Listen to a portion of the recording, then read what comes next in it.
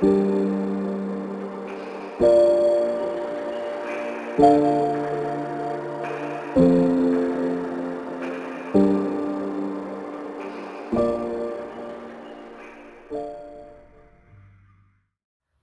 مثل همیشه دعواشون شده بود و ما از ترس اینکه پرمون دم پر پدرمون نشه خودمون رو تو اتاق حبس کرده بودیم. فکر کنم برادرم اون موقع 2 سالش بود. صداشون دوباره داشت بالا میگرفت که برادرم آستین لباسمو کشید و گفت آبجی من گشنمه. خم شدم و بهش گفتم دستاتو بذار روی گوشاتو تا من نیومدم ورشون ندار. با اینکه میترسیدم از اتاق بیرون بیام ولی با ترس و لرز رفتم آشپزخونه. خدا رو شکر دوباره داشتن سر این که کدوم یکیشون مقصره بحث میکردن و حواسشون به من نبود. اولین باری نبود که نیمرو درست میکردم ولی هنوزم توی تخم مرغ شکستن ناشی بودم. چارپایه رو گذاشتم زیر پام تا قدم به اجاق گاز برسه.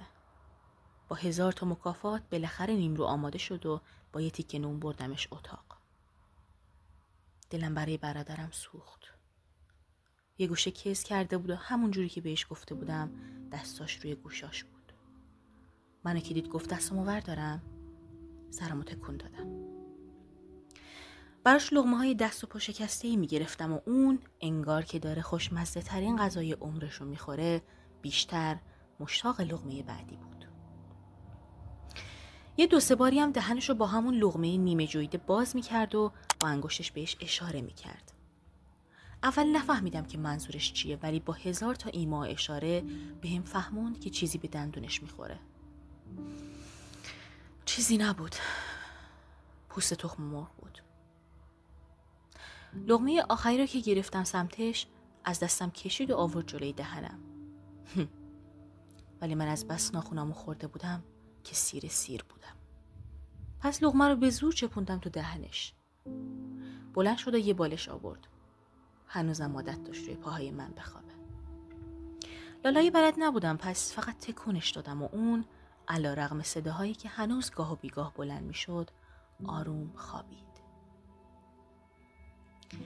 میدونی گاهی وقتا اونی که صرفاً تو رو به این دنیا آورده پدر یا مادرت نیست. اون شخصی خانواده توئه که بهت اهمیت بده، ارزش و احترام قائل باشه یا حتی نگران خودت، الانت و آیندت باشه.